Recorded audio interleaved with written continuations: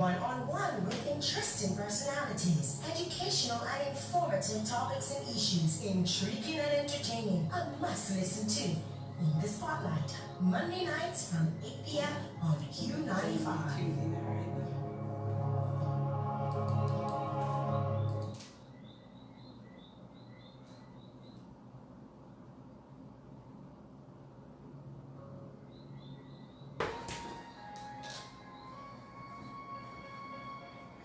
You know what time it is.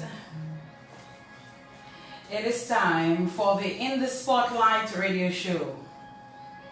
Right here on Q95 FM radio. I know this kind of sounds like an ad, right? 9 minutes past the 8 o'clock hour. Good evening, everyone. And welcome to the In the Spotlight radio show for tonight. Just recapping on last week, we had our young local designer, Crystal Hilton, represented herself very well. And I'm pleased to say, following the program, I got some requests for her number from persons who wanted to assist in one way or the other. I hope that it all comes through and she's able to develop this brand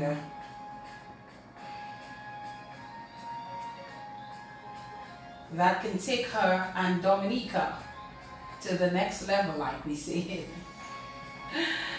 Wherever you are tonight, it is our pleasure to have you join us for the In the Spotlight radio show.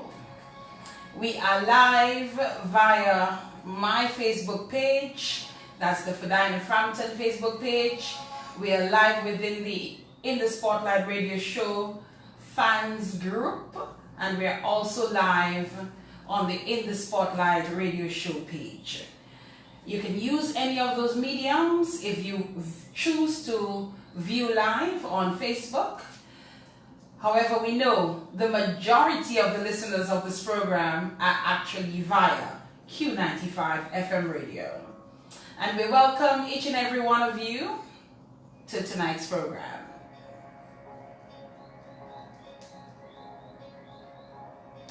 Our guest tonight is a young lady by the name of Annette Sanford, Annette Thomas Sanford to be more precise. You may call her bold, you may call her brave, whatever you choose to call her. She is swimming in uncharted territory. Annette is taking on the men in the upcoming Kalinago Chief elections. We will be speaking with her tonight on the In the Spotlight radio show. And it's not to preempt her, but this young lady is very intelligent. She's very articulate. And I think she knows exactly what she's doing. But to bring some perspective on the Kalinago Territory Chief elections, I thought it would make sense to have on Dr. Annette Thomas, our local historian, to give us some kind of background on this. Keep it locked. I promise you it's going to be a fantastic program tonight. Thank you again for tuning in. Thank you for joining us. Stand by.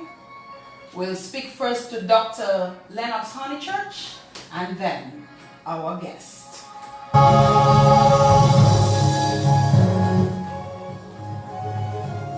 Ready?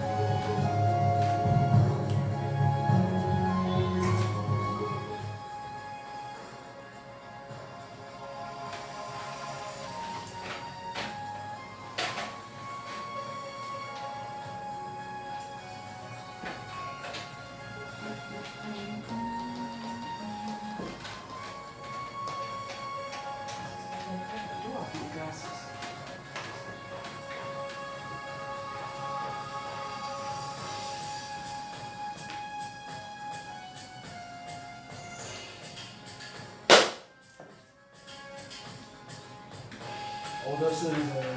Order series?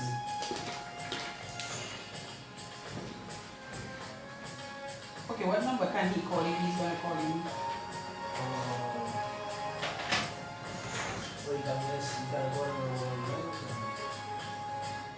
You can go on your lunch. Yeah, that's what I'm saying. What he done with it? So, before for the first one.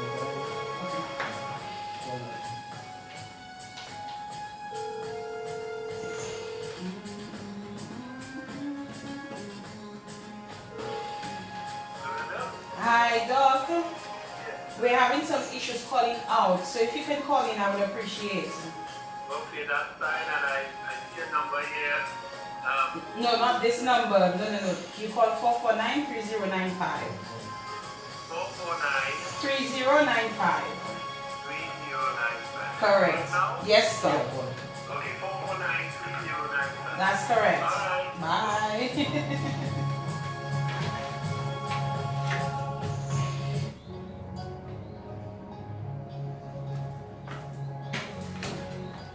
You're not taking no calls now, right? No. Guys, just one day.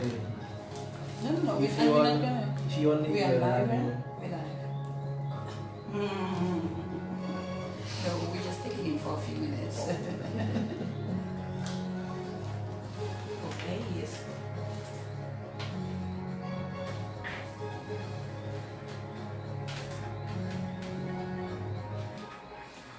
It's 16 is the time in our studios. This is the In the Spotlight radio show, and tonight we're featuring a young woman who is contesting the Kalinago Chief elections. Her name is Annette Thomas Sanford. And as I mentioned before, to get some perspective on the background, the history of the Kalinago Chief elections, we have joining us our local historian, Dr. Annette Sanford. Good evening to you, Doc.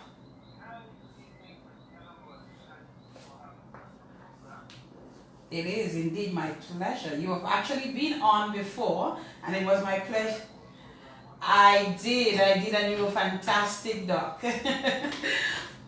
Yes, so Dr. Honeychurch, on July 22nd, there is going to be an election, the Kalinago Chief election in the Kalinago Territory.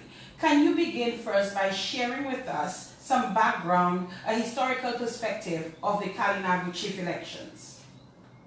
Okay, well, the thing is that there, in the original period, we're talking about around the time of Columbus and the years afterwards, because Dominica was the last island in the Caribbean to be colonized, so the indigenous people were able to remain here for a longer period than anywhere else, except for smaller groups in St. Vincent. Now, what happened is that you didn't have one chief for instance, the whole of Dominica. There were chieftaincies in different zones. So, for instance, in the Vegas area and all of that northeast, in the 1640s, you would have had Chief Kalamiena. He would have dominated that area. And then on the other side, in the area of Indian River, the area that was known as Uyopao, there was another chieftaincy, and down in what was called Wary, which is like the west coast in the area of Kingsfield and Massas Maho, you would have had another chief. So in all, you would have had in the region of about 8 different chiefs in different parts of Dominica. The Grande area, for instance, would have had their own, and so it would be in various parts of Dominica, depending on the way the mountains and the ridges were organized. Now, a chief was usually chosen not by election, that is something that came in the 20th century. but by the respect, the skill that the people had for this person. And in fact, in certain cases, it could be a woman. We have examples in the Greater Antilles among the Taino people of chiefs up there, and we have actually a record of a woman in the Roseau area, what would be called in those days Sayeri, who was a respected woman who people would go to for advice. She would sit around with various other respected people, and they would make decisions on what had to be done, whether they would go trading down the islands or raiding or whatever. The woman who is most famous in the Caribbean as a chief, up in Hispaniola, in what is today Haiti, was a woman called Anna Caruana. Anna Caruana. And she was the sister of a chief. So what happens is you would have women who would emerge because of their association with a male chief, a cacique, and you would have a woman, for instance, who was married to a chief. He died, and because she was considered a woman of status and a woman who one would go to for advice and judgment and so, she would become a chief. You see, especially also, if you have that she was a highest ranking wife, because these chiefs would have different wives, women, and then they would die, and because the wife, particularly the highest ranking wife, was respected, they would take over as chief. So this Anna Caruana, unfortunately, she has become famous because of the fact that she attempted to resist the Spanish. And tragically, she was killed. She was trying to protect her people from the Spanish colonization. Now, in Dominica, the woman that emerges with this kind of respect is a woman that the Kalinago people in the Sayeri, Roseau Valley area and going up into the mountains behind, they call Madame Ouenao. Now, the reason they call her Madame Ouenao is because she was the mistress of an Englishman in St. Kitts called Sir Thomas Warner. And the English would have pronounced it Warner. But just like Warner, the family had land up in Warner, where you have the housing area now, village and community of Warner. But the Kalinago people pronounced it as Ouenao. So this lady, she lived to be over 100 years old, and we know this because she was visited by a French priest called Father Labat, Jean-Baptiste Labat, and he visited her in her carbe in what is today the Roseau area. And people would go and consult her, and she would sit around in meetings of counselors and so. But in those days, it was basically based on general respect. Now, the whole chieftaincy thing, after colonization, during colonization, started in 1864, when the people had moved more or less to the Kalinago Territory, although there were Kalinagos all down south in the area of Bagatelle and Belize, and up in Pendle area, there's still an area called Carib, and over down in the south you have Point Carib in the area of Bagatelle and so. So there were groups all over. Another area, of course, was Good Hope and Soufriere. They are all descendants of Kalinago people. But the largest group of the Kalinago people had moved to the area of Salidia, Bataka, and Sineku, and that whole zone. So priest, once again, a priest tried to organize the emergence of a new chieftaincy, that there would become, once again, they would build up the heritage of the past. And so he got a group as large as possible to gather in the Salidia area and to select somebody who would be their chief, regarded as their chief, and that would be the person who the outside world, whether it was the British colonizers or whoever, would talk to and consult. Then in 1903, what was called then the Carib Reserve was established. And so the administrator of the day, whose name was Hester Bell, he decided to select the person who had inherited the chieftaincy. And he chose him to be the person. He gave him a staff of office and also a an honorarium of about £6. And from that time, you had the most distinguished person within the territory selected as chief. There weren't elections yet. People just agreed among themselves that this was the person. So after Auguste Francis, some people call it Francis Auguste, you had Corriette, Jules Corriette. And then from Corriette, when Corriette died, you moved on to the others.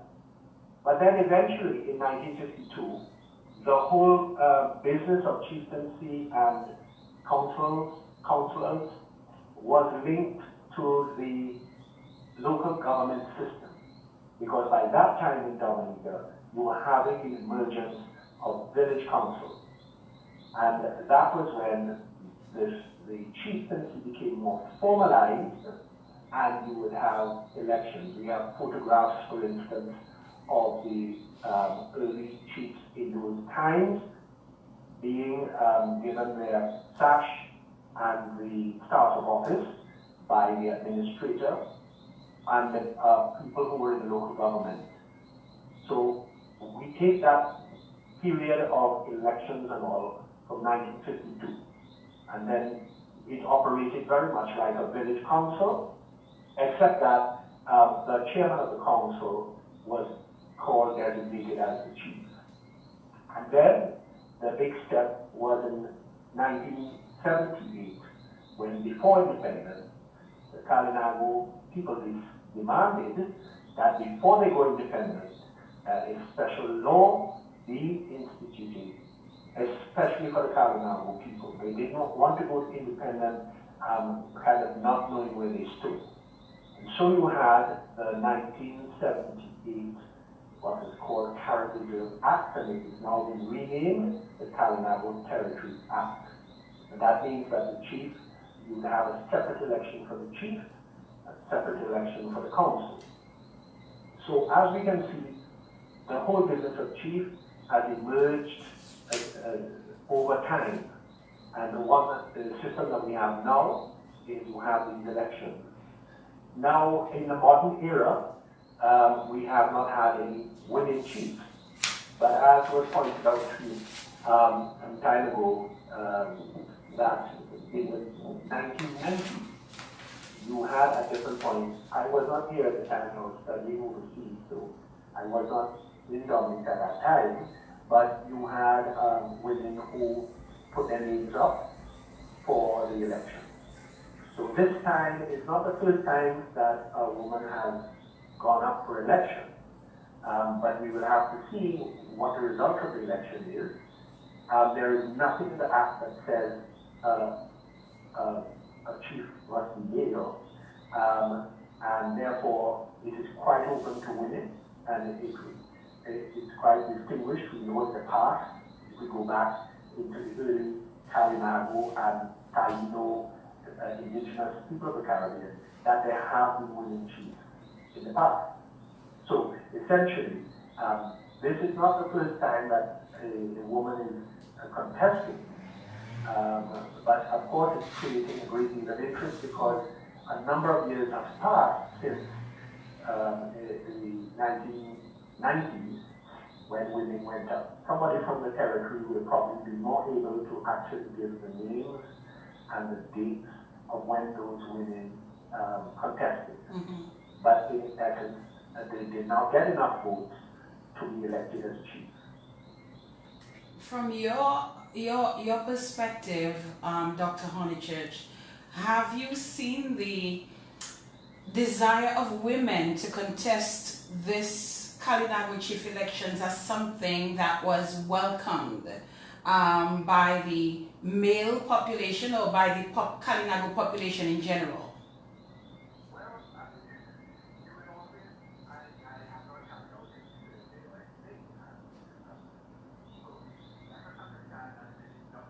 Mm-hmm.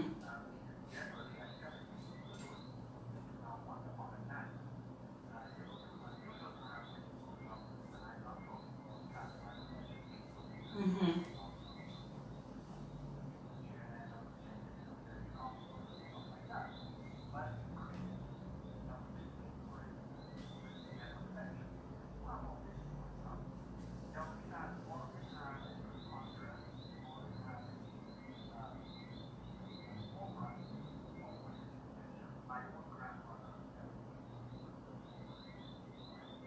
Mm-hmm.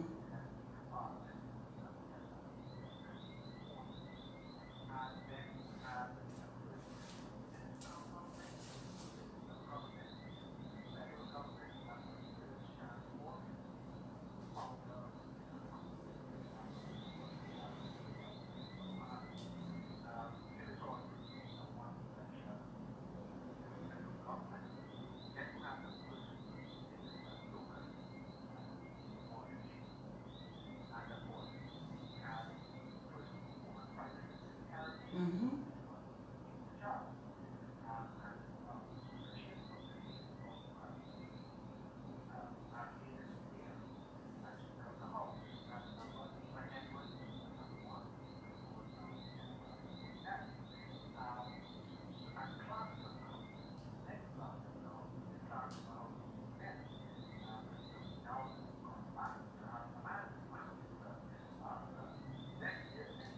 Mm-hmm.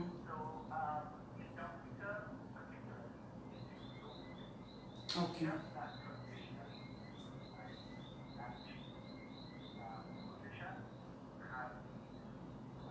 Okay.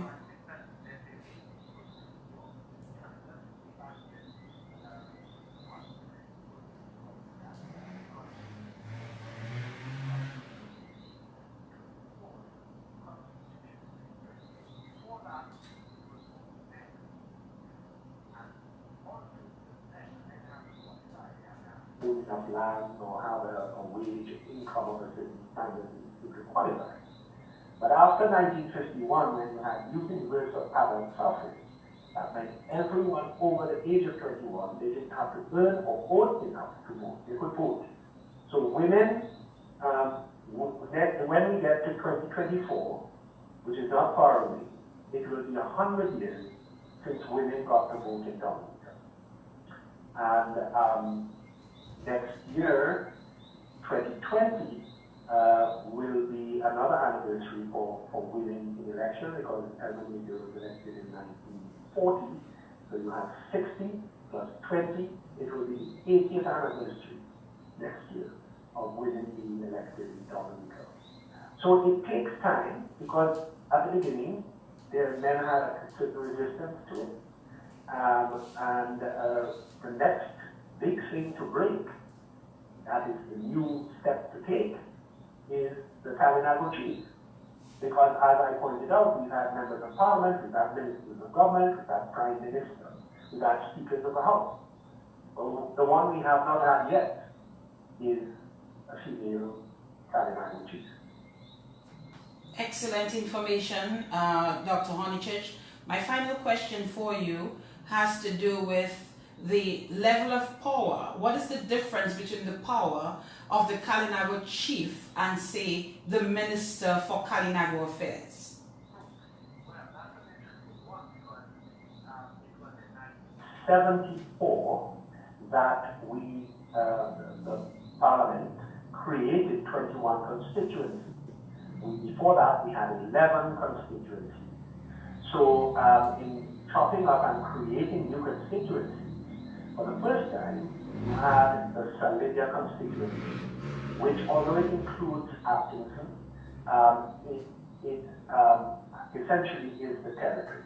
Because before that, the Kalinago voters would be voting along the Castle Bruce people, because it was called the Eastern District.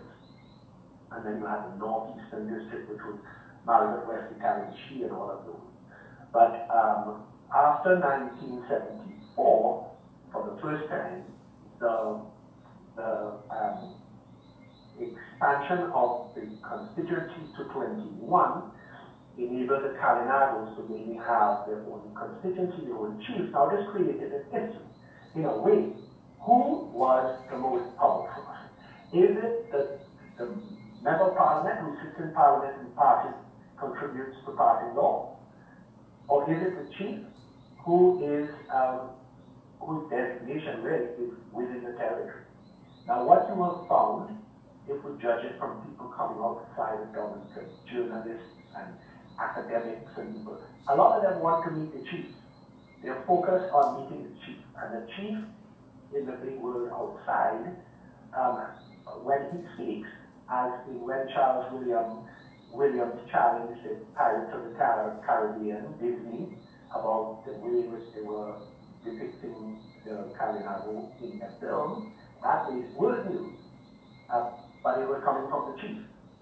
Then we have the creation of the Ministry of Kalinago Affairs, which is usually held as a minister by the parliamentary representative. So in a way, you have in law, in the power to pass law, in the power to vote in parliament. Yes, the parliamentary representatives will have that legal power.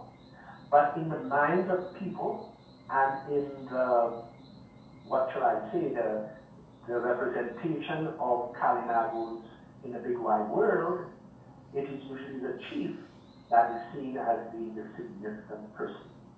But in the case of law, the Kalinago representative as a member of parliament and as a minister of government usually holds greater power. But in essence, it is a balance. Traditionally, you will find there may be disagreements, but it's the chief and the power rep that are kind of respected as the representative. And you see there's a kind of different role.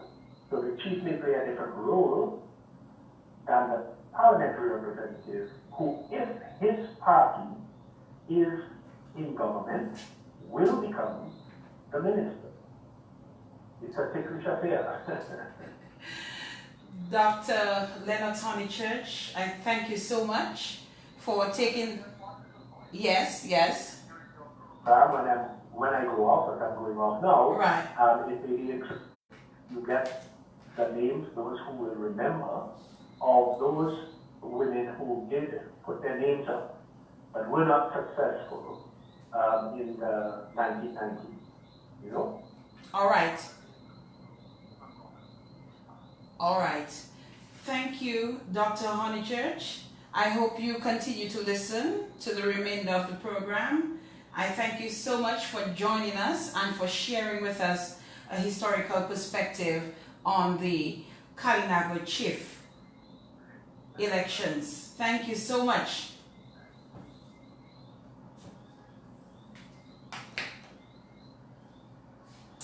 (8:37) is the time. This is the In the Spotlight radio show. And for those of you who are just tuning into the program and wondering what's the focus of tonight's program, it is all about the upcoming Kalinago Chief elections and the one woman who is taking on the rest of the men for the title of Kalinago Chief. Of course, from what we've learned from Dr. Honeychurch, other women have contested in the past. We've also had one woman who served as chief, but that was not through an electoral process. This was done by respect and some of the other information that he shared with us. But in modern times, I don't think there's been a woman to take on the challenge as passionately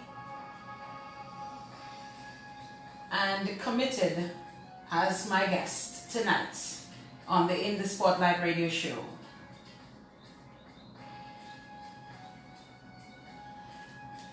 Those of you who are viewing via Facebook Live, I sometimes need to explain something. This program is primarily a radio program. I simply bring my tripod and my phone and I hook it up in the studios. Most of you will know, depending on the telephone situation, you may not necessarily be able to hear because of the setup. Okay? So I just thought I needed to share that because I see some people are trying to be a little too serious about this. 8:39 in the studios. We're getting ready now to speak to the lady of the hour or the 2 hours who is Annette Sanford. Let's make sure we got her mic hooked up. Annette. Good evening. All right, not this one. Okay, should be this one. Good evening. Good evening to you, my dear. And how are you? I am very well, thank you. All right, let me say to you first that it is indeed my absolute pleasure to have you on the program tonight. Thank you. And it's my pleasure being here as well. Okay, so you're going to say good evening to everybody listening in Kalinago language, in Creole language if you choose to, in whatever language you choose to. Mabrika. A special good evening to everyone viewing live on Facebook. A special good evening to all the Kalinago people from Sineku to Bataka, Concord. Welcome and thank you for listening. And to all the persons from Dominica, whether you are here or abroad, special good evening to you. All right. We need to get to know about you before we get into the meat of the matter, which is you contesting the Kalinago Chief elections. Dr. Honeychurch was just on. Feel free to reference him if you choose to. But we're going to get to know you a bit more. So, Annette, if you were to introduce yourself to us, how would you go about that? Well, Fadina, a Kalinago, I would say I was born and raised in the humble village of Sineku. And that's the first village you meet on your way leaving Castle Bruce. So I was born and raised there. My mom died when I was 7 years old. Oh my. So, yes. I grew up with my dad and my siblings. And I think he did a great job, you know, to raise us up to be the persons that we are today. I have put a lot of effort into getting an education that is very sound and solid. And I'm also very much interested in, you know, building my community, contributing back, and ensuring that I can inspire others to do the same. What part of the Kalinago Territory are you from? Sineku. Sineku. Tell me about Sineku. Well, Sineku, according to the national statistics, it's one of the most socioeconomically challenged communities. However, I think it can be one of the richest communities in the Kalinago Territory because of the lovely sites that we have. We have the Leskali Tetshire. There's also a cave way up in the hills that hasn't really been explored very much. And I think it can be, you know, a nice hiking trail for tourists. We also have the largest river in the Kalinago Territory. So I spend most of my younger days, you know, just going swim. And we have basins large enough where you can stand on a stone and just do a somersault in the river. As we speak, even today? Yes. Oh, I need to come. Yes. So we have all these beautiful little sites that can be enjoyed. Sineku has lovely people. I mean, they're just willing to share something with you, whatever they have, with fruits, you know, the provisions that they grow. If you're a visitor, they'll come and they'll be willing to share with you. And that's my community, Sineku. That's your community, Sineku. I have to go back a bit to your sharing with us that you lost your mom at the age of 7. Do you remember much of her? I remember more of her death because it happened. It happened well, I wouldn't say strange, but I was right there when she fell. We were coming from our garden because my father is a huge farmer. He makes bananas. Even to this day, we have one of the biggest farms in the territory.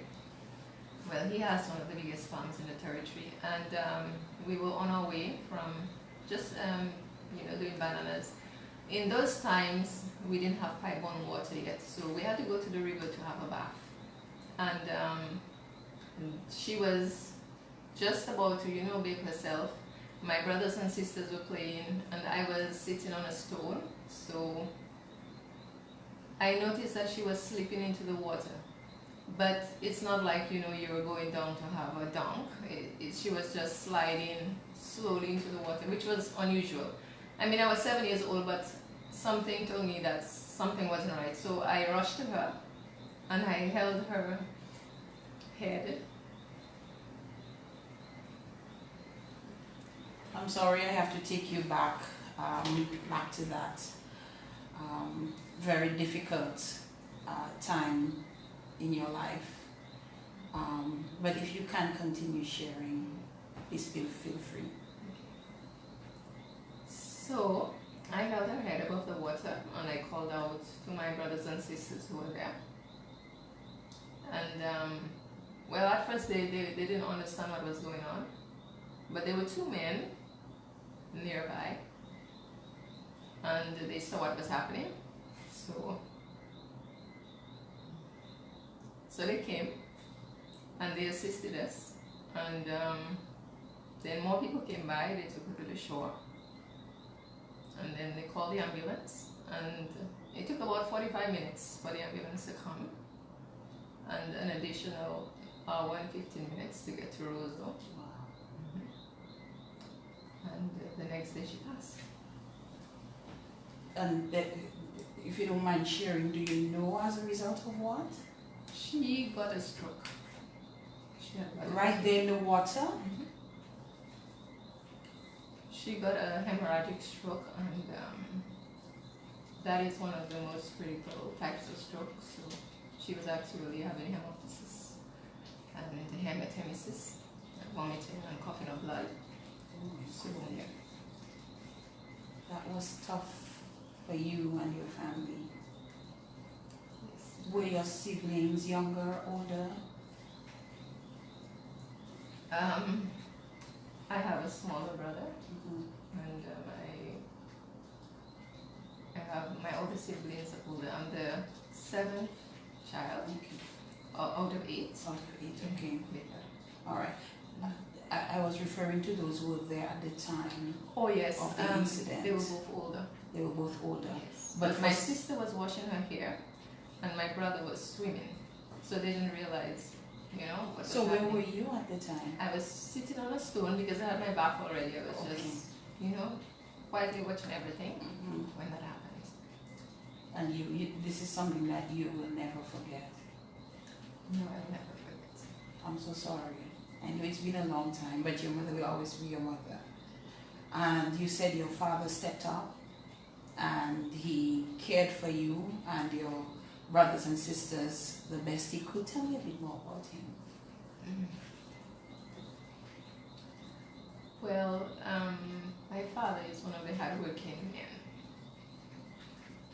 in my community, I will say.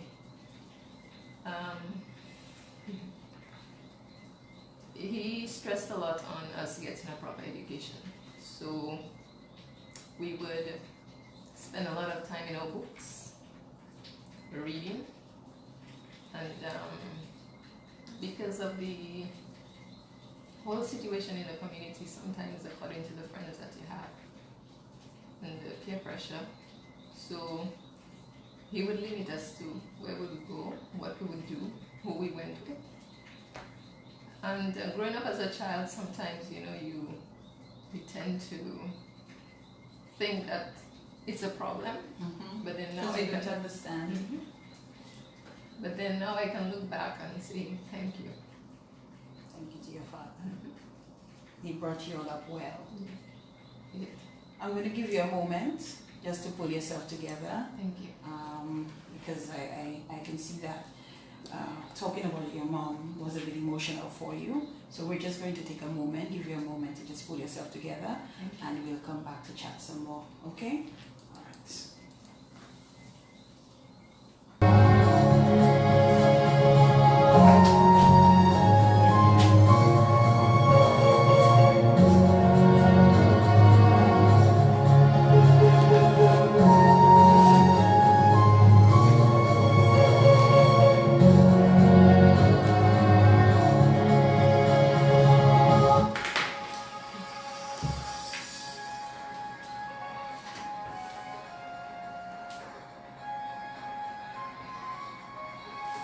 And so we're back. We had to give our guest just a moment to pull himself together. And we continue now on the In the Spotlight radio show with guest Annette Thomas Sanford, who is contesting the Kalinago Chief elections scheduled for July 22nd. All right, thank you for sharing with us, Annette. So we're going to talk a bit more about getting to know you a bit more, and tell me about your education. So I studied nursing at the Dominica State College, and following that I worked for 10 years. Well, it's registered nursing. So I worked for 10 years. With the government, they can send you, allocate you anywhere. So I had the opportunity to work for at least 2 years in the community, where I had the opportunity to work with my people and give back in terms of nursing. And for the rest of the years, I spent most of it at the Princess Margaret Hospital. May I ask what propelled you to go into nursing?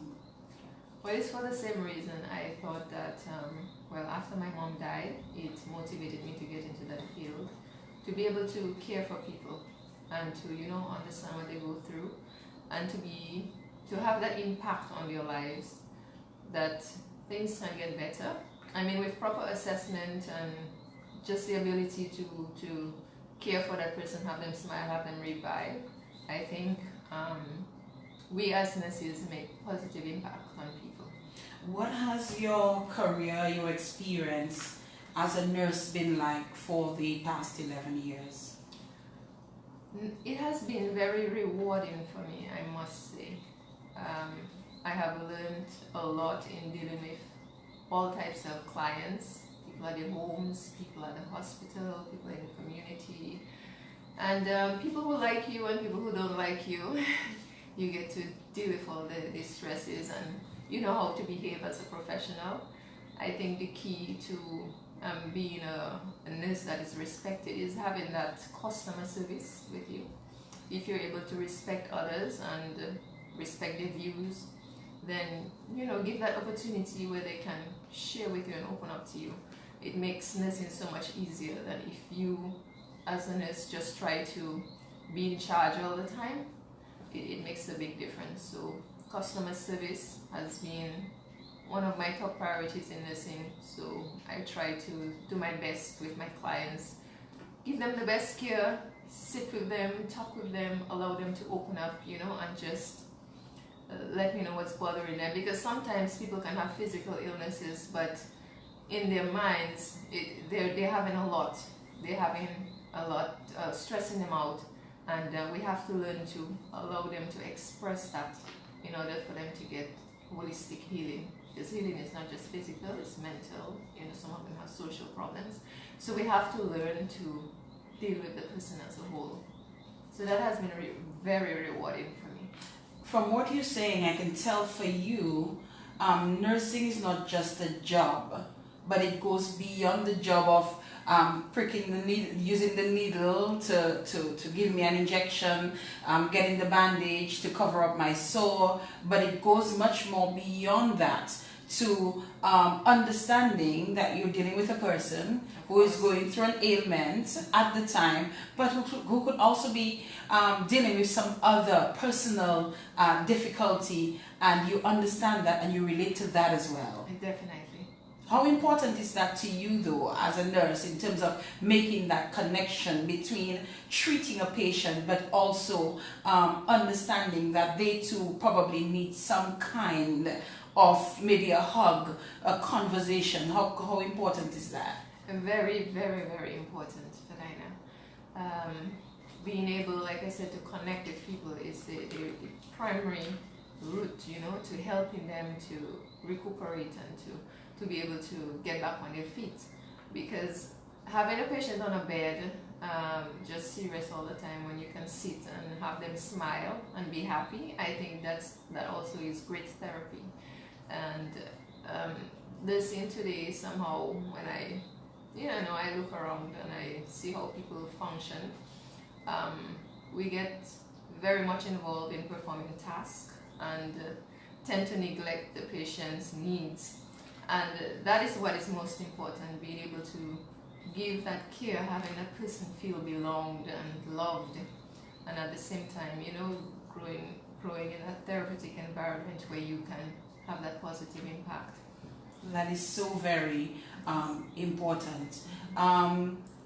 In terms of your experiences through the years, do you recall any particular situation, without of course calling anybody's name or anything, that really challenged you in your profession and that you really had to pull everything together to deal with a particular situation? Well, one of the biggest one of the challenges I faced was the issue with having to deal with the choice of having an elderly man or a young man go to the ICU unit. Sometimes the ICU is filled and we have to make decisions as to who will get access to the beds. And that was a great argument, and at the end of it, Wow. a decision had to be made and somebody had to pay for it. Well, I wouldn't say pay for it, it sounds Somebody cruel. had to answer. Yeah, something had to happen, and I didn't feel comfortable with it at all. I think everybody deserves a chance, you know, and that is why healthcare is so important. I am still very passionate about healthcare, and I think that we can do a lot more to improve it, and I've been advocating a lot for that, and I'm hoping that, you know, the other nurses like me will rise up and make suggestions, try to do things that will uplift the healthcare sector, that everybody will get that chance to, you know, really get the care that is deserved when and where they need it. Mm-hmm. In terms of the departments that you've worked in, I think you mentioned, did you mention emergency, accident and emergency? What are some of the areas that you've worked in as a nurse? Okay, I spend the most time on the medical wards. Okay. But I also recently got exposure to the surgical wards, and I also worked at the accident and emergency unit for some time. So I have experiences in these three areas at the hospital, well, including the community, which I mentioned. Mm-hmm. If you had a choice, if you were told you need to select, you need to choose one of those areas that you need to remain in for an extended period of time, what area would it be? I like the medical wards, yeah, because the surgical wards, people come in, they get healed and then they leave. But the medical wards, you have to give that care and you have to give that attention. And I think you get to practice most of your nursing skills, you know, you assess, you diagnose, you implement measures, and then you evaluate. Although you do that in all the departments, but you give more care with the medical patients. All right, and we are going to switch a bit. We could talk a lot more where medicine and medical care is concerned, but we're going to switch a bit because we're already on the 9 o'clock hour. I want to know a little bit more about you and family. I know you have a beautiful daughter. Tell me about your family. Well, I have 2 children, a boy and a girl. Okay. I'm married, and I think I have a lovely family, a very supportive husband, I must say, and he supports me in everything I do. If if I want to go and study, he'll have my back. He'll take care of the children. Definitely, and I'm very grateful for that. Don't get these people. They are very rare, I would say. So I'm very, very grateful. My daughter and my son, they both means a lot to me. I try to teach them to grow up, giving back to community, getting involved in the indigenous, that identity. I've seen the videos of the little girl Yes. speaking in Kalinago language and all of that. Good stuff. Yes. So yeah, my daughter, I'm teaching her. Well, actually, it's more of an experiment because I was thinking of one day, having the language back in the schools. Now, 2 years ago, my friends and, well, we had a small group. We call it the Kalinago Connections that a young lady named Danielle Green started. And we came up with this idea of trying to bring back the Kalinago language. So we connected with Keisha Joseph from St. Lucia, well, born in St. Lucia, but she did a PhD with some university in the US. And she did Kalinago language. So I'm still connecting with her, so she teaches me, short sentences, and I teach my daughter. So eventually we can, have that language back in our culture. I think that was a very important part of our culture which was lost, and it has to be revived. And if it's revived, I think part of our identity will be, much more appreciated as a Kalinago people. Mm-hmm. So you told me about your daughter. What about your My son? My son is 11 years old, very, very brilliant, quiet. But do you know you also appear, you have a very quiet disposition as well. But you open your mouth and it's a totally different conversation altogether. Yes, people tell me that a lot. I always believe in speaking when I have to. You listen, you observe, and then you act. I think I'm more of that person who like to act on things. So if I see a problem, I will do my best to try to solve it, than just talk about it. Mm-hmm. I think that's a big difference. As you're talking about your children, what kind of future do you see for your children? Well, I want my children to be successful in the manner that it's not only academically, but being successful with whatever they do. I believe that success shouldn't be based on your academic achievement, like how many A's you got at school. But children have skills, children have skills that they can build on. My son likes to build things with pipe cleaners, and he can make men. And I was like, wow, very, very creative. And so I teach my children to be creative. My daughter likes to act. She likes to draw. So I try to push her towards that. So I want them to achieve what they want. She said she wants to be an astronaut. Yeah. And my son hasn't decided yet what he wants to be. But whatever they want to be, I want to help them to achieve it, because at the end of the day, it's whatever is important to them, so that they can flourish in that area. Sometimes you as a parent may want to push your son to do something else because you think it's right, and then they're not happy. So success for me is them being happy and them achieving their dreams. All right. We are going to talk a bit about your community life, and then we're going to get into the aspirations to become Kalinago Chief. So tell me, what role do you play within your community, not only in Sineku, but in the Kalinago Territory by extension? As a nurse, I think most people look up to me as a mentor. I'm one of the very few persons who have been, I would say, progressive in the Kalinago Territory, women in particular. And I try to maintain that standard of living where people can, come to me for advice, and I can guide them to make decisions, especially the younger folks. In terms of community life, well, I initiated the personal support worker program not too long ago, and primarily it was done to empower women within the Kalinago Territory. I believe that we as Kalinago women have much more to offer, than the stories that we hear around. I mean, many of us may have heard of the baby Sarah stories. I believe we women have more to contribute than just these stories. There are many of us who have progress, many of us who can empower others, can inspire others, and I think we should highlight, the strengths of these women. So the personal support worker program really was initiated to empower these women to be able to care for the elderly people. And right now we do have a lot of elderly people in the Kalinago Territory who need, that level of care and assistance. And I thought that if people are empowered, if our communities are strengthened with healthcare providers who, you wouldn't have to depend so much on the nurse or the doctor. You have people within the community who can offer services to you within your homes.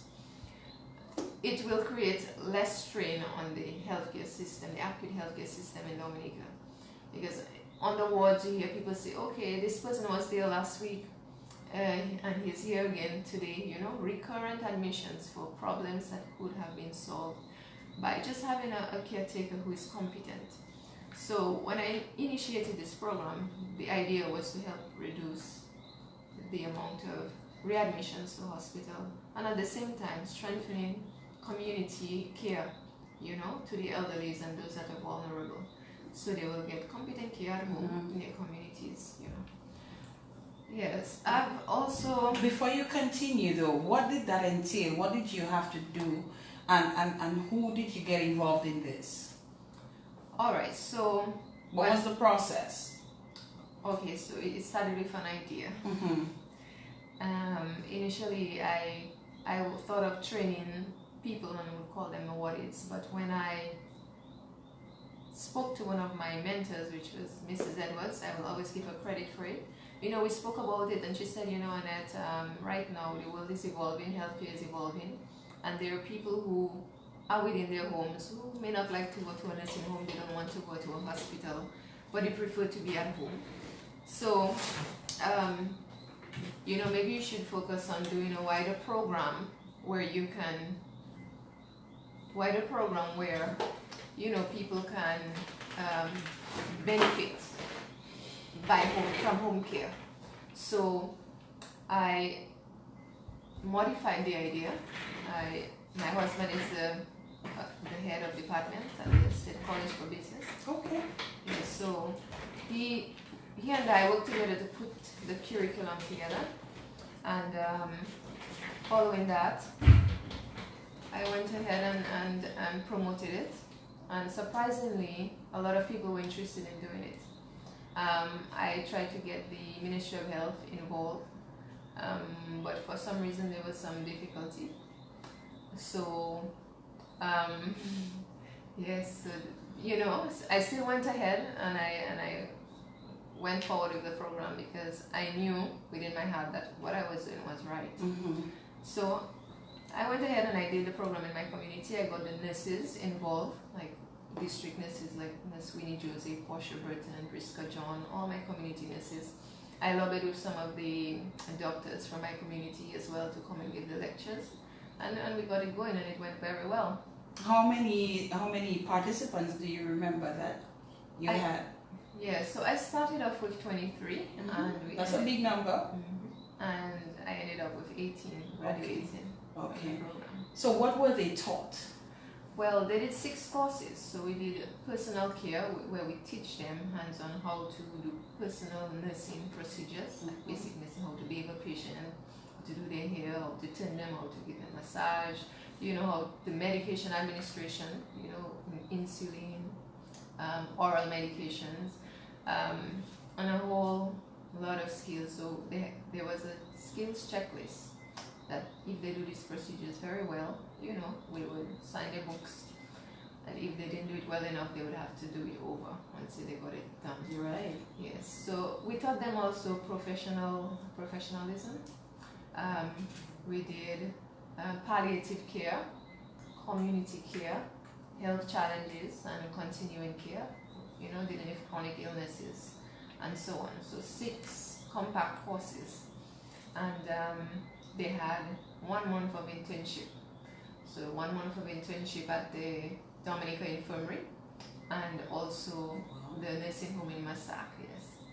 I wanted them to get exposure at the hospital, but it didn't come through. You couldn't get that to work out.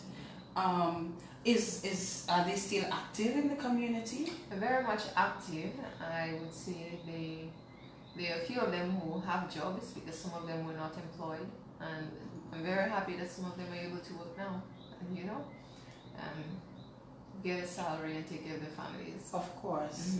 And there are others, of course, with elderly living in their home who can do a better job, caring for these people. You created jobs for young women within the community. I'm curious to find out, how did you fund this? I did not receive any funding from anywhere.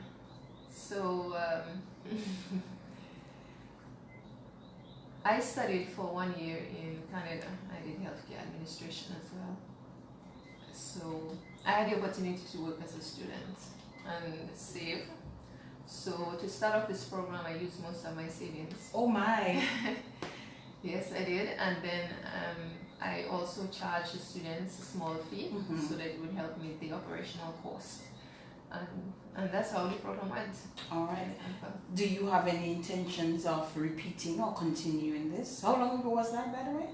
They graduated in March. In March? Oh, so that was recent? Recently. Okay. And do you have any intentions of repeating it? I do. Actually, there are 2 persons that I've been talking with, to get this program going. The Dominica State College wants me to have it at the college. Good. So I'm meeting with Mrs. Riviere on Thursday. I already met with them, but we are going to really put things in place. And I'm also working with Mr. Abraham Duran with adult education to see how it can also be done. So I see it as a national program anytime soon. It's going to be all around Dominica. Excellent, Annette, excellent. Okay, so congratulations on that. I think you definitely deserve a pat on the back for this. I mean, using some of your own funds to help the people of your community already says, a lot about the person who is vying for the title of Kalinago Chief. One can see that you are doing all of this out of love for people and community. We can see that. It's clear. It's clear. You were going to tell me about another aspect of community work. Yes, I like working with the young people. So for the past, this year would be the 4th year, I sponsored, the student who excelled in science from my home school, Sineku school. So every year we give them an award and a cash prize, just to motivate them to get involved in science, because I love science. I think science provided foundation for getting evidence to work on. I like evidence-based nursing, getting the evidence and then you do things. So that's one of the other things I do. Within your community. Yes. And you continue working within your community to help your people and to see your people rise. Yeah. In whatever way that you possibly can. And I don't live in the Kalinago Territory, but I would vote for you. I would definitely vote for you. You mentioned your husband. Who is your husband, by the way? Anette Sanford. I suspected as much. When you said where he worked, I suspected as much.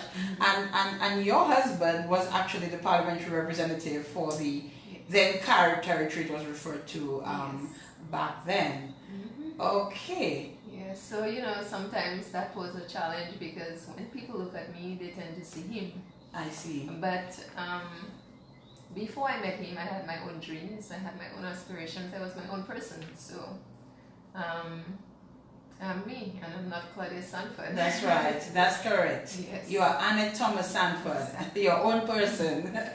All right, it is 9:15, the time in our studios. Keep it locked. When we come back, we begin the conversation around Annette's aspiration to become the leader, the Kalinago Chief in the Kalinago Territory. We're coming right back. Keep it locked right here. This is the In the Spotlight radio show. Let me remind you as we take a break, we just give some acknowledgement to Q95 FM radio for allowing me to be here on a Monday night to do this program. I will also share with you that an official is due here, I think by the weekend. Remember all of this tremor stuff that has been going on? It is not yet confirmed, but I'm trying to see if I can get him to come on the In the Spotlight radio show next week, Monday. I think we need him to come on so we can have a real in-depth conversation about what has been happening with those tremors and you know, how we prepare. How do we prepare for this type of disaster? So keep your fingers crossed for me that I can actually get this to work out and that he can join us in studios next week, Monday night, once he gets to Dominica. We're taking a quick break. We're coming right back. In the Spotlight on Q95 FM radio every Monday night from 8 p.m.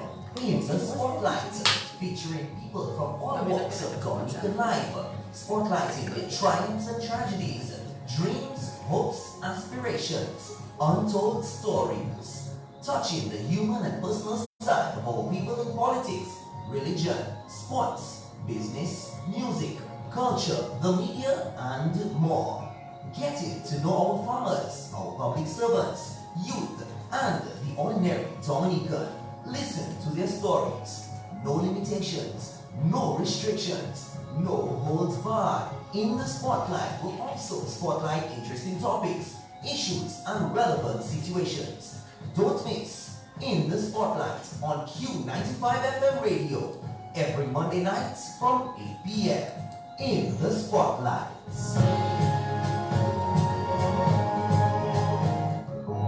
One-on-one with interesting personalities, educational and informative topics and issues, intriguing and entertaining. A must listen to In the Spotlight, Monday nights from 8 p.m. on Q95.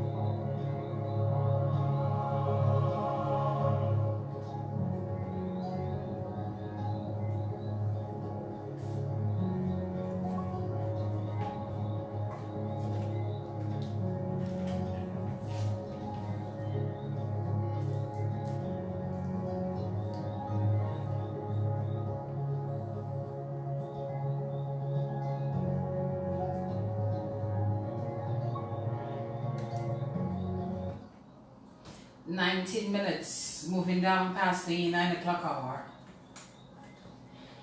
On July 22nd, the people of the Kalinago Territory will go to the polls to elect a new Kalinago Chief.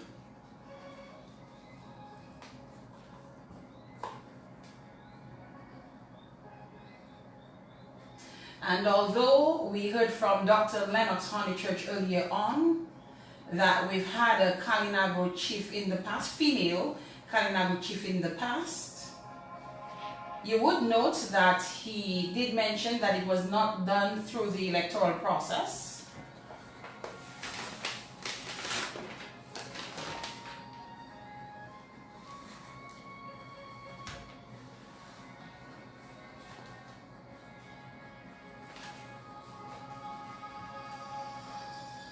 And so if Annette were to win on the 22nd, she would be the first female to win the title of Kalinago Chief through the electoral process. She's young. In my view, she's brilliant, well-spoken, articulate, knowledgeable, community oriented, and seems like she's just about ready for the job. Annette, you need to tell us what made you, what drove you to want to contest the Kalinago Chief position. Well, Fadina, for the past time, our leaders in the Kalinago Territory have not really demonstrated that leadership skill to bring development to the community. And if you take a walk through the territory right now, the quality of our life, our people's lives, it's still not where it's supposed to be. And there have also been a call for persons with, a sound education background, someone who gets along well with people, somebody who can understand the situation, and somebody who's also proactive to be able to get things done, to step up to the plate. Unfortunately, none of the men wanted to do it, and when I looked at the slate of candidates that were going up, I could not see myself staying back for another 5 years and look at people make decisions that will impact our young people, impact our children, and don't do anything about it. So I decided to step up because I believe I can do a lot for the territory, and I can make a positive contribution, and I can get things done. I am a doer, I would call myself. I make things happen. And so that is one of the reasons why I stepped forward. Call from the people, for good leadership skills, someone with good leadership skills. I asked Dr. Honeychurch earlier on about challenges, resistance from the male counterparts, your male counterparts. What is the view, first, of the people within the Kalinago Territory as it pertains to a woman contesting the elections? And secondly, how are the men in particular approaching your decision to contest? Well, the campaign heat is on. So, in terms of the people, generally, the people on the ground, they're very receptive to the idea of having a woman as chief. And I must say they're very, very supportive of me. I had my first block meeting on Saturday, and it was, the support was just amazing. A lot of people turned out, and persons from both political sides, you understand. So that says something. Some people were saying, because your husband is this, people won't vote for you. But people. What is your husband? Your husband contested elections in the Kalinago Territory. Exactly. That's dead and gone. He's employed elsewhere. Your husband has nothing to do with this. Yeah, and I also believe, that we shouldn't get this national politics, to involve in local politics. In Kalinago Territory, if I become chief, I'm not going to see somebody as red or blue. I will have to, serve them regardless of whatever choice or decision they make in terms of their political decisions.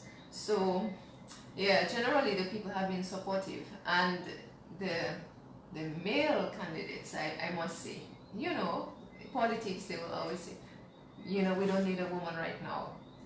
Why would you want a woman right now? So I get the feeling that they are not ready to have a woman, but the people on the ground, they're ready. And to me, that's what's important. What's important is the views of the people. It's what the people want, is what really matters in that particular instance. Do you feel that you are ready for the job? I am very, very ready. Leadership comes with preparation. Like I said, I have a sound education background. I've been involved with people for a long time. My nursing career, learning to care for people despite of, whatever background they come from. Being able to implement projects and carry it out successfully. Being able to overcome challenges in life. And I think all these things help somebody to be a good leader. And I don't see any of my other male candidates, the the people contesting have these kinds of qualities. And I think in making decisions of choosing leadership, these are some of the things that we have to look at. The person's track record, what is it that they have to, show to really allow you to trust them and have confidence that they will be able to perform. You've had to make a critical decision where it pertains to your career to contest the elections. And I'm going to ask you to share that with us, because I think this shows your level of commitment and your seriousness about this job that you wanted to take on. Yes, so I had to choose between my nursing career, like being a full-time nurse, and taking up this challenge, because as a public officer, you cannot run for political office if you are employed by the government. So in order to have taken up this challenge, I had to resign from my job. I had to think a lot about it. Mm-hmm. I had to sit and discuss with my family, of course. And at the end of the day, I told myself this was more important, to the community. It's getting the community from where it is now to where it's supposed to be. Somebody has to do it. And if it has to be me, I'll be willing to do it. So the local Kalinago elections are considered as getting involved in a political...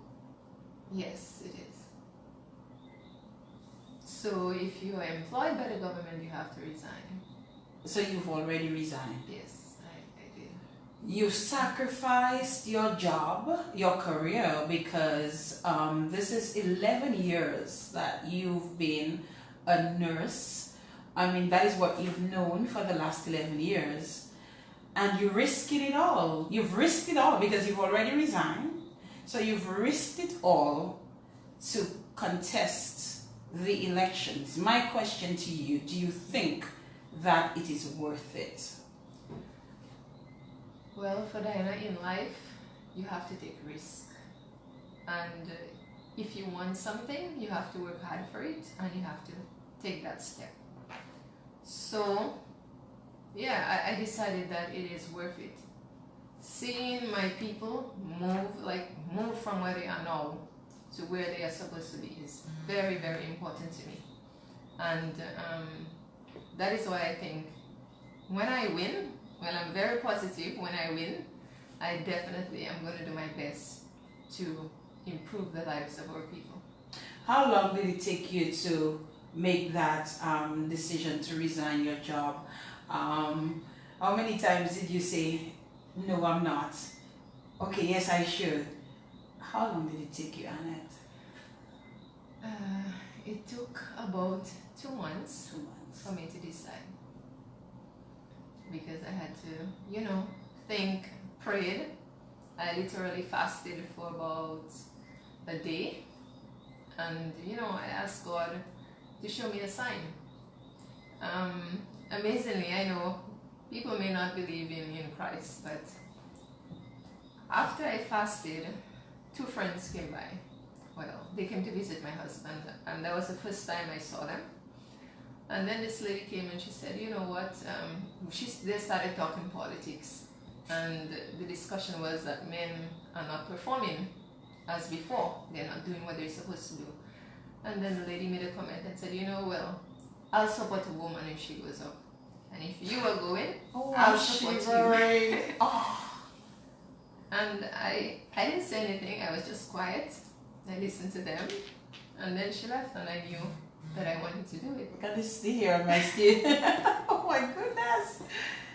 So that was your sign right there. Right there. That lady just came and said, if a woman is going up, then she will support the woman. Yeah. And that was it. What did it feel like to prepare that resignation letter and to drop it off? It was a hard task. Yes. And the elections were coming closer. Actually you have to submit the letter 1 month in advance. And I had to really, really, really, bring myself to submit the letter. I went in, I spoke to my P&O, and she was very supportive. She said, Annette, if you don't win, we'd be willing to have you back anytime. Really? Yes. Okay. That's excellent. I'm happy to hear that. And then I also went to my matron, and told her about it.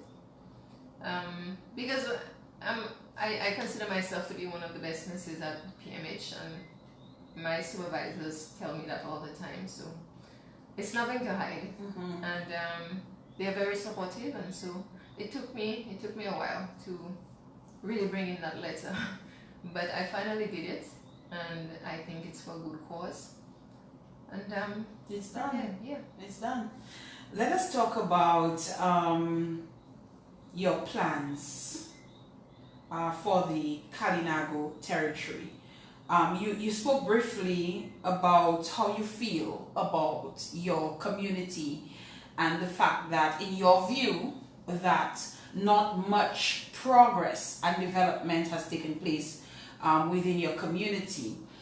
Can you be a bit more specific with us in terms of what you think is lacking in your community, and then we will talk about some of your plans.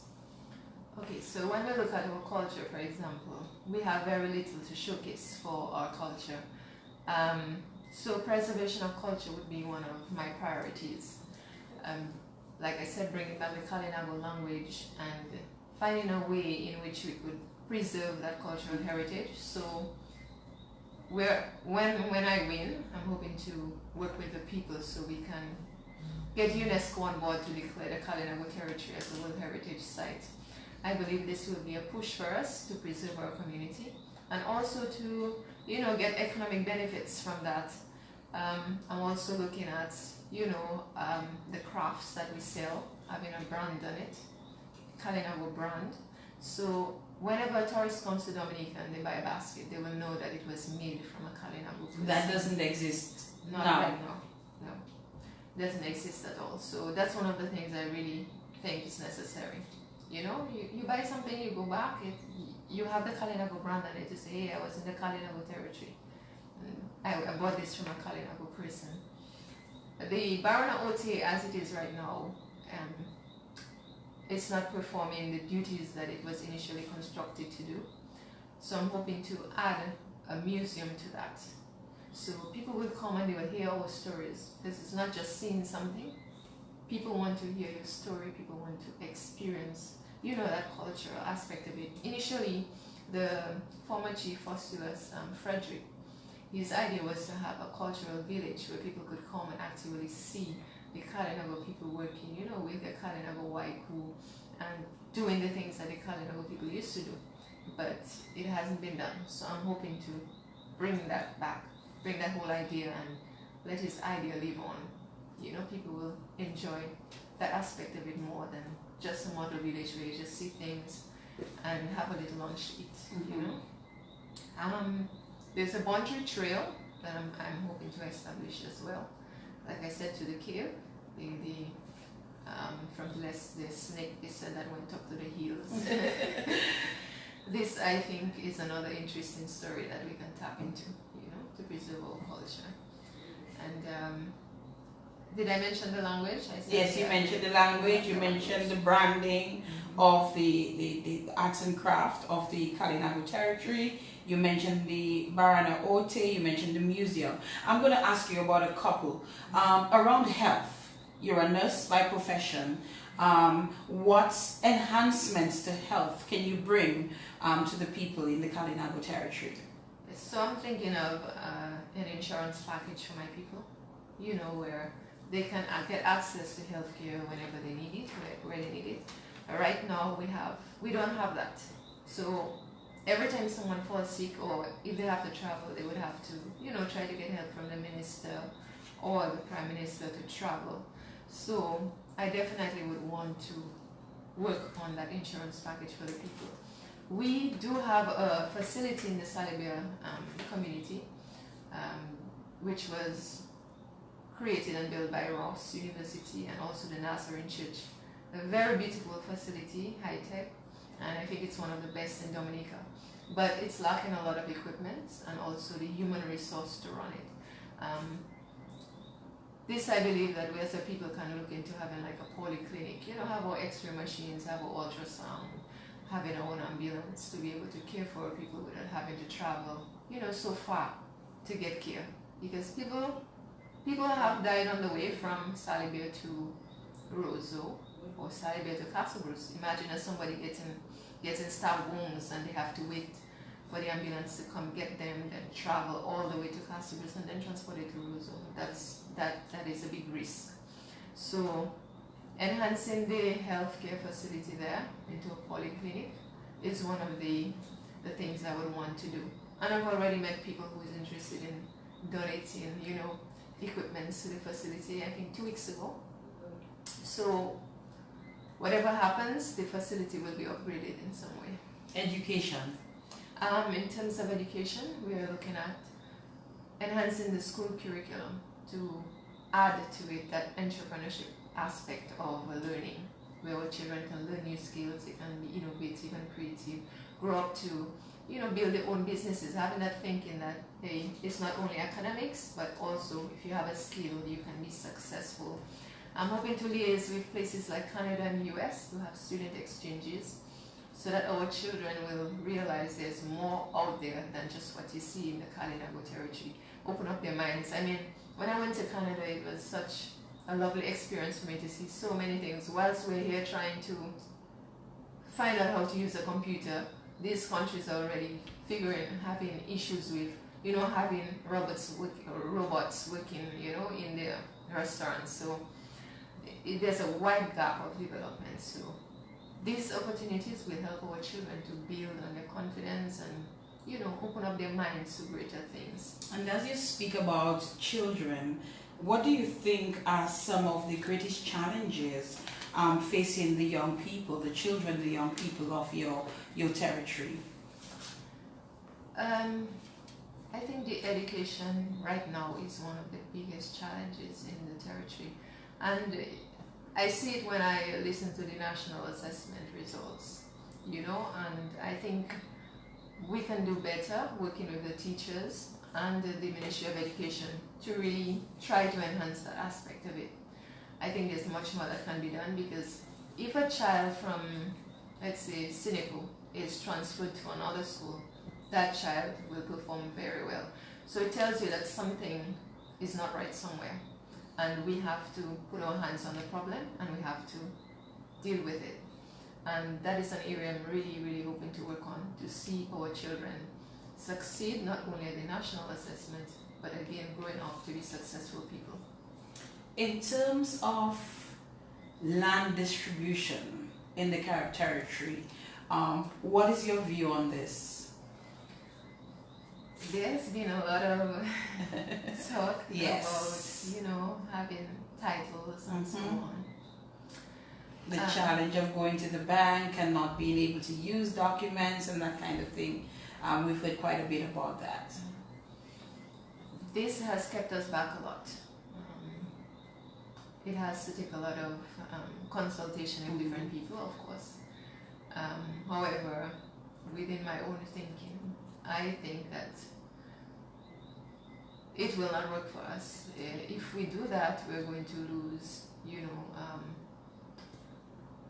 the story behind what we represent. And I think we can work around having other things instead of, yes, you may have a title, but you can maybe have your own financial facility within the Kalinago Territory that you can take a loan from, and if you can't pay it back, then the council can take your land. So if that happens, then the land will stay with the Kalinago people, instead of everybody having their land titles, and they can go out there and take a loan at a bank in Roseau that can claim the land. If that happens, then the land is being lost. So the financial facility in the territory is very, very important. So you do not have that at all? We don't have that at all. In fact, people have to go all the way to Marigat or Castlebrooks to save money, or Roseau. And on the ground, talking to people, this is one of the things that they have suggested that we do, because it can be very frustrating when you leave your home at 8 o'clock and sometimes the line is very long. You come back at 2 o'clock.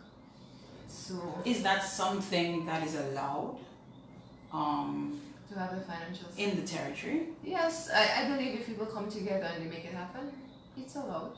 Okay. Yeah, having somewhere where people can save their money and withdraw their money when they want. So if Easier it for them. if it is, why hasn't it happened as yet? Well, I think Mr. Joseph, the one of the former chiefs, kind of Joseph, he started having the credit union partner with us. So Okay. there were savings done within the territory. So the credit union for market would come up, people save their money, you know, and then yeah. But I think when Mr. Williams, Charles Williams, got into power, that just disappeared. Okay. So I don't know what happened in there. If I win this election, I will look into it, of course, and I would make this one of my priorities to have that facility or an institution where we can, you know, accommodate savings and withdrawal for people. I'm going to ask you a natural question that I'm sure those who are listening expect me to. Is this a stepping stone to national politics? Oh, no. No? I've never thought of national politics. Honestly, no. So it may not be, you're not saying an absolute no, but it's not something that's in your near thinking. No, not my near thinking. My hope is that the government, whichever government comes into power after the elections, will recognize our chief as having a significant role in parliament. Because many times we're having decisions made from central government and I would say pushed down on the Kalinago people without much consultation. I think if the chief is part of parliament, then they can sit, talk, and work together, you know, as partners, instead of me working for the government. We work together for the people. So whatever is decided, it will be what the people want. But somebody might argue, we know under the ruling Labour Party, the role of a Kalinago chief, a ministerial position, or for a Kalinago minister was introduced. Someone might say, well, there it is. You have a Kalinago ministry and a minister who sits in parliament. Well, I believe our people who represent us can offer much more maybe than just a minister of Kalinago affairs. I mean, we have educated people from the Kalinago Territory, you know, in different fields. Oh, yes. So, for example, Mr. Frederick, if he wins, he can hold another portfolio, maybe Minister of Culture, you know, Tourism or Culture. If Dr. Sanford wins, Minister of Health, why not? You know, it's not just Minister of Kalinago Affairs. So you would like to see the Carib chief have a role and a position in a sitting parliament? Yes, definitely. Because the chief is in charge of our people. And it's very different from the other consuls, you know. I mean, we function as any other consul, but really and truly we are different from the other consuls. And I think the decisions that has to be made from government should be modified, you know, different from the other consuls. Dr. Honeychurch, I asked him earlier on in terms of the roles of the Kalinago minister and the Kalinago chief, who has more power. What is your view on this? Who do you think should have the most power, or should it be a situation where there shouldn't be probably a Kalinago minister, but just the Kalinago chief in place? Well, generally, the whole idea in the Kalinago Territory, I mean, the people have been wanting the chief to represent them. Politics have been dividing us. I mean, red and blue, people cannot work together. I mean, even when I look at the former consul and chief, they had difficulty working together because of their political affiliations. And they shouldn't be. If you're working, you know, in the interest of the people, you should work to develop the communities and put all the politics aside. I think that the chief should have more power over, you know, over everything. The chief settle the land disputes and protect the lands and, you know, empower the people. And so the minister should learn to work with him. Like I said, partners, you work together, not I am in charge of you, but we can do this together as partners. 9:45 is the time in our studios. We are going to take a few calls for Annette. Yes, the time has gone by so quickly. We're going to take a few calls for Annette. The numbers are 449-3095, 449-3096, 449-3097. For those of you who are watching the live, I would advise you, if you can get to your radio, maybe connect to your radio, because sometimes we have to keep the phone, my mic open, and it's when my mic is actually open that you don't get to hear. So sometimes my mic has to stay open so I can communicate with the guest as well, but I'll try my best to keep it as closed as possible. But I just wanted to again share that with you as we get ready to take some calls. All right. We have our first call on the line. Good evening. Hello, good evening. Oh, I didn't press properly. Good evening. Good evening, my dear. Well, sometimes you have already on your show. Then,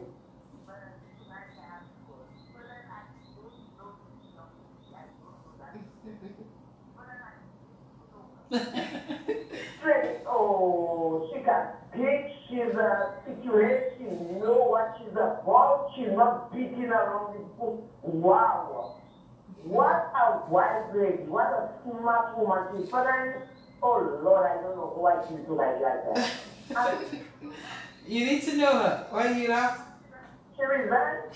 She had to resign. Wow. And we can I don't know, I mean. Well, it would have to work on some way somehow. You will meet her, I'm sure. Yes, my dear. Smart people, boy. Girl, go. Do what you're doing. Your road is clear, and I think if I could vote in the territory, I come up to vote for you. Thank you. All right, so thank you very much. Let's take this call. Good evening. Good evening to them. Good evening to you. Good evening. I must say I am very, very impressed, and I wish you all the best. I hope you win. I would like to ask whether the position of Kalinago Chief is a paid position. That's my first question. And my other question is, can government implement any project in the Kalinago Territory without the approval of the council? Thank you very much. I'm listening. All right, you got the two questions? Yes. All right, go ahead. Yes, the Kalinago Chief position is a paid position, and the government has to get approval from the council to implement projects. However, for the past time, sometimes they do implement projects without involving the council. And that is where I said it's very important that the Kalinago Chief partner with the government, you know. You don't just implement projects upon us, because sometimes you may implement a project that we don't really need, that it wouldn't really benefit us. But if you partner with us, then, you know, I'm sure the project will benefit the people. And just to follow up from that caller's question, in terms of the payment to the chief, who pays you? Who pays the chief? The government pays The government pays the chief. All right, we continue to take your calls. Good evening. Hi, good evening. Good evening. Speak up, please. You have some great shows, but tonight I am so proud to be a woman. Great job, Michael. Thank you so much. And thank you as well for calling and contributing to the program. Good evening. Hi, Ferdinand. Hello. Mr. Sanford. Good evening. So proud of this woman, my neighbor. I call to commend her, I call to congratulate her. This woman has her people at heart. Can you imagine this woman resign her job to go and take care of her people? The people in the territory should really stand behind this woman. This is a woman of work. This is a woman of dignity. This is a woman who will make her people feel proud. This is a woman who has a plan. This is an intelligent woman. Man, I am so proud of her as a young person. And I want to say hats off to her. And I wish her success in all her endeavors. I know her husband must be proud, her family must be proud, her people must be proud. And I say, wow, wow, wow, we still have a lot of intelligent people in this country. Thank you for serving to render to people and country. She resigned her job. She did. Serve her people. Go ahead, darling. God will take care of us. Thank you, Kopel. Thank you. All right, good evening. Student, I have a follow-up question. Does the Kalinago Council have the authority to stop a project that it does approve of? If the government implements a project, do they have the authority to stop the project? Okay. They do have the authority to stop the project, but I don't think it's been done. The relationship between government and the past council hasn't been very good, and as a result, I think sometimes the parliamentary representative, even if they get a no from the chief, they will still go ahead and do the project. So, like I said, there's so much that we need to improve on, and we really need, as a people, as a Kalinago people, to work together to ensure, the development of our community comes first, and being able to work with government as partners. Hello, good evening. Good evening, Sodina. Good evening. And to the first Kalinago Chief. Okay. Good evening, Ms. Felix. Well, I just called to compliment you, to commend you and say how proud I am of you. Like your previous caller said, I'm really proud to be a woman and also proud to be a nurse. Sodina, Nurse Sanford, she's the best to make history as it pertains to a female Kalinago Chief. Nurse Sanford, I like your plans. You've articulated them well, and I noticed you've covered, culture, education, health, and the works. Annette is I can tell, she's a very compassionate and gentle person, but she's also a brave soul. She's not intimidated, and when she is ready to speak, as you hear her tonight, she's her convictions are strong, and I believe she'll be a successful chief. I believe she'll be successful at the post. Best wishes, Annette, and Sodina, good choice for your shoot tonight. Thank you very much. All right. I was told that I have not given the overseas number. It's 1-305-432-9624. I'll repeat, 305-432-9624. Good evening. Hello, good evening. Hello. Okay, please feel free to call us back. Hello, good evening. Hello. Yes, good evening. Her name is Annette. Annette, very nice, and I'm so like I said, I endorse you already. And although I'm not from the Caribbean, but I'm really coming up to vote for you for sure. All right. Okay, let's take this. Yes, go ahead. In the 80s, for the Caribbean Reserve, as a matter of fact, I used to be in the Caribbean Reserve almost every day. At that time, there were a lot of tourists coming in via airport to the hotels. That was still the tourist, not the cruise ship. Although I came up there as cruise ship tourists, but I took note of the overs. And at that time, the Caribbean was really booming. Bananas was selling, that was the time of Major Charles.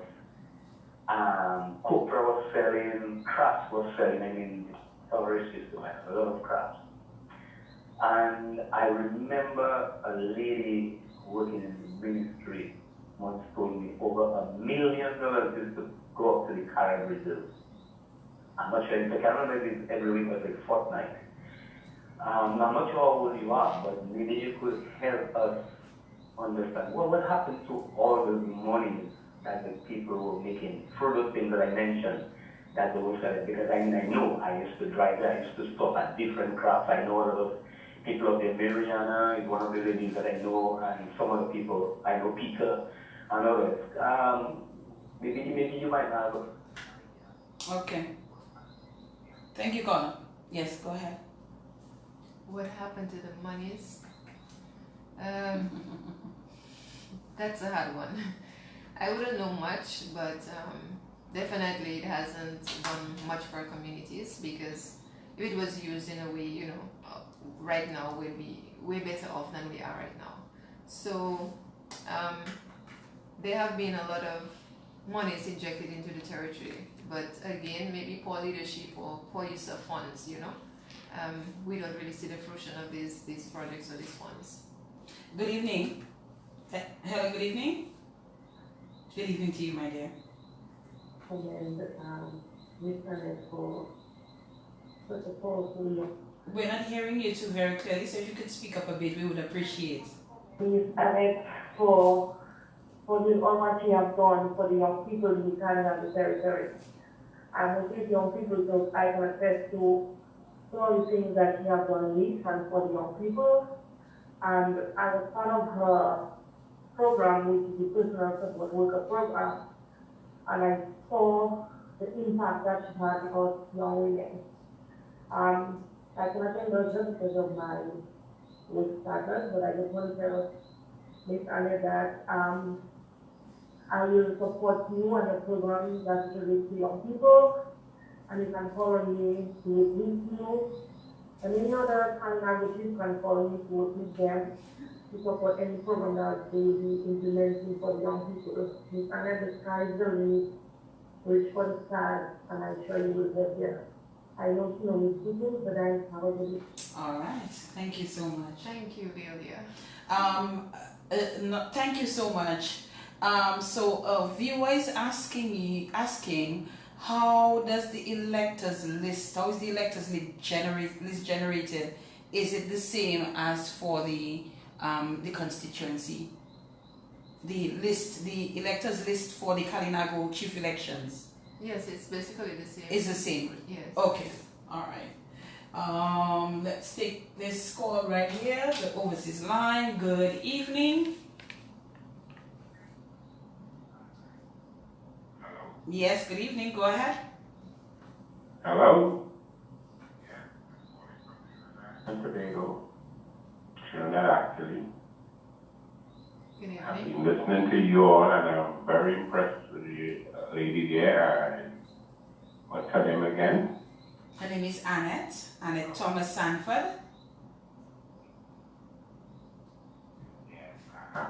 Yes, I'm hopeful that I'm back in Dominica.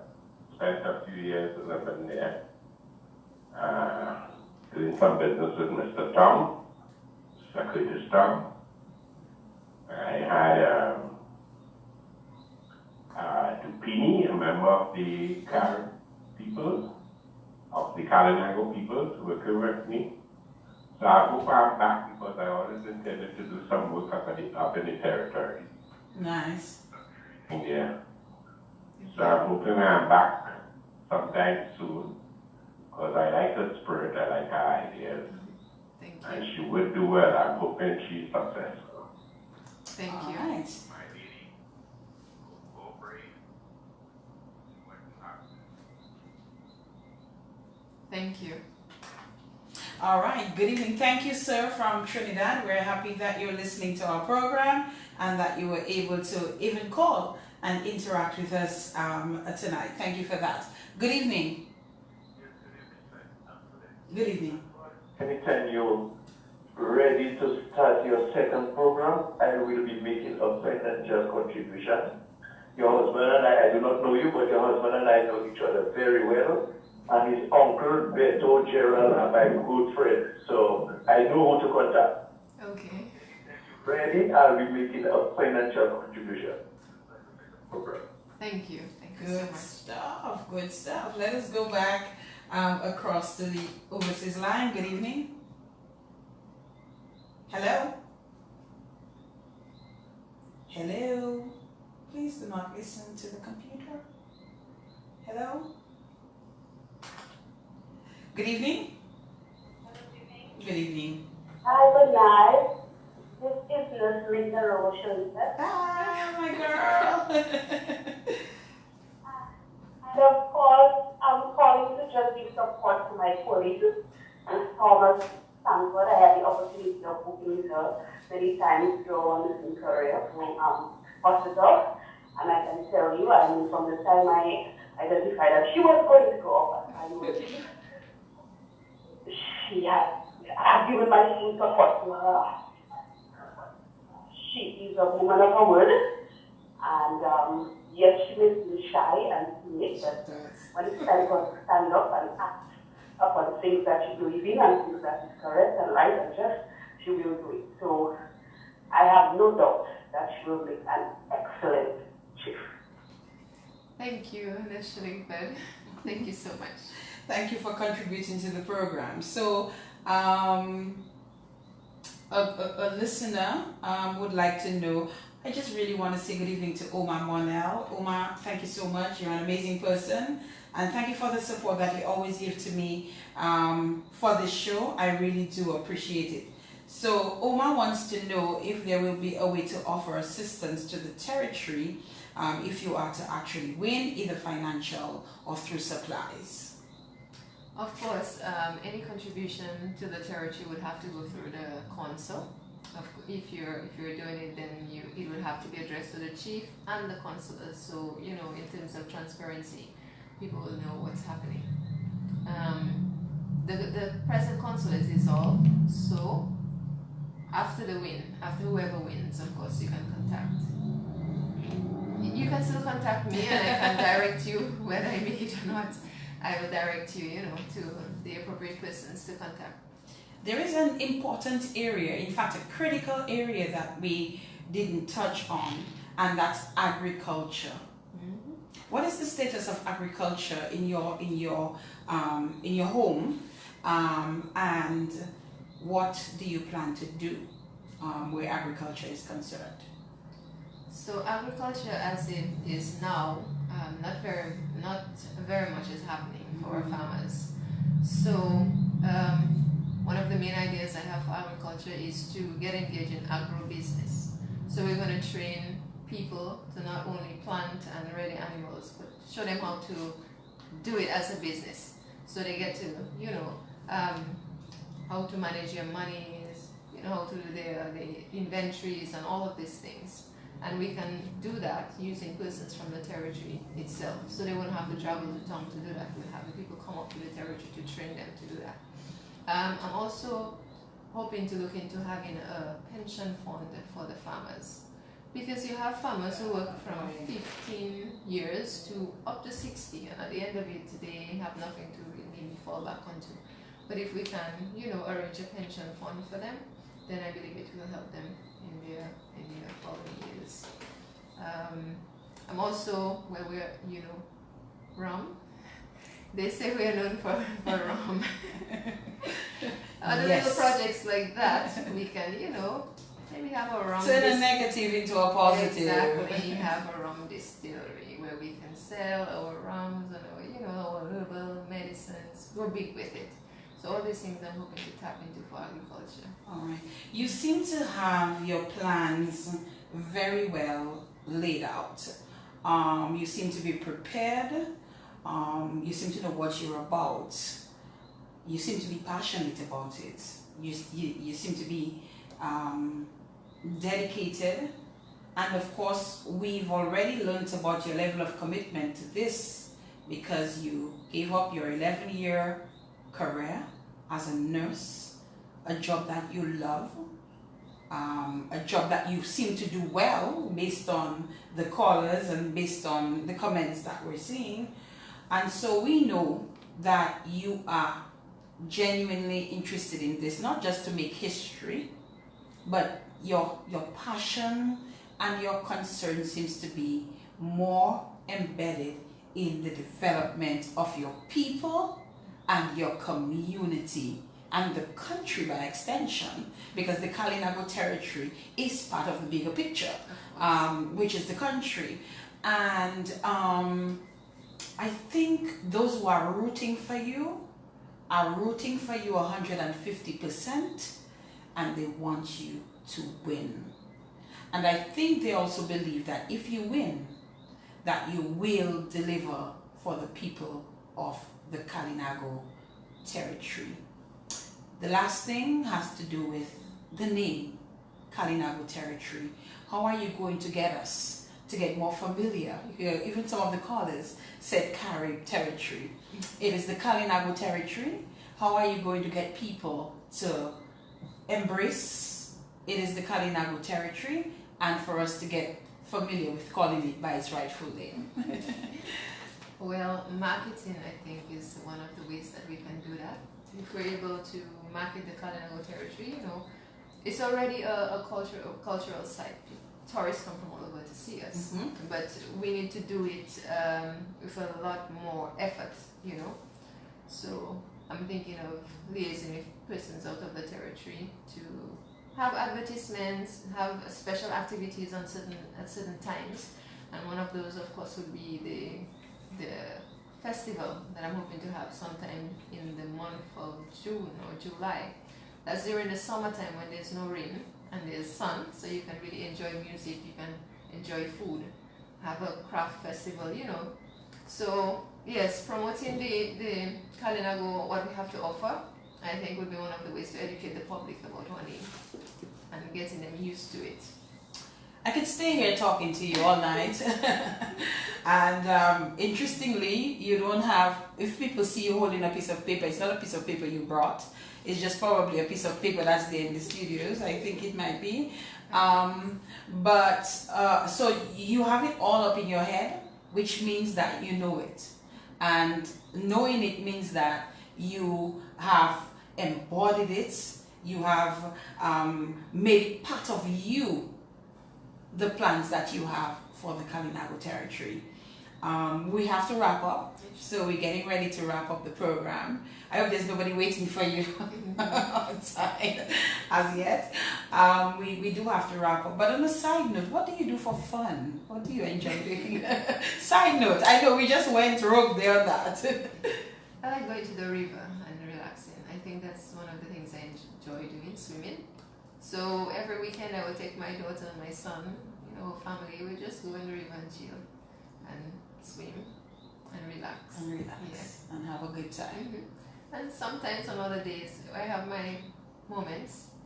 I like going out with my husband, just to enjoy some music, some dance. Of course. That is important. So the socializing with you and your husband, that is definitely important. And then as we wrap up, I'm going to give you the opportunity to speak to your people and to remind them why you should be the person that they should vote in as Kalinago Chief. My Kalinago people, I am really, really honored to be here on this show tonight with Fadina, to connect with you via the internet, via the airwaves, and to really allow you to hear my story, to allow you to know that I'm doing this, not because I have anything really to gain from it, but because I have so much to give. And so I'm hoping that you will support me, because with me, I believe you're going to have a lot of progress. You're going to have people working together, and that's what's very important for us, to be able to work together to make things happen for our community. So I urge you, come July 22nd, put your X by the lamp, the lantern. My sign is the lantern, which means I'm lighting the way. So together we're going to light the way to development. So I look forward to your support and to, of course, a great victory on that day. All right, so you've had quite an audience listening to you and viewing as well. I'm also going to give you an opportunity for your final comments as we wrap up the program. And I will say this to you, that I don't think I've never really followed a Kalinago Chief elections. I mean, probably back in the days at DBS Radio when it was part of my job, but I've been paying very, very close attention to this particular upcoming Kalinago Chief elections. Your final words to us tonight. Making this bold step was a difficult one for me, and I'm hoping that it will inspire women from the Kalinago Territory to realize that you can achieve anything you want if you work hard towards it, and nothing is impossible with God. So I want to urge you to, throw your support behind me. Those of you maybe who can sponsor my campaign, if you're willing, please do so. My number is 276-2755, because it does cost, we have t-shirts, we have to have transportation to the meetings and all of that. So I'll be very grateful for your support. And definitely if I win, I'll be connecting with you again. And we're going to do something great for the Kalinago people.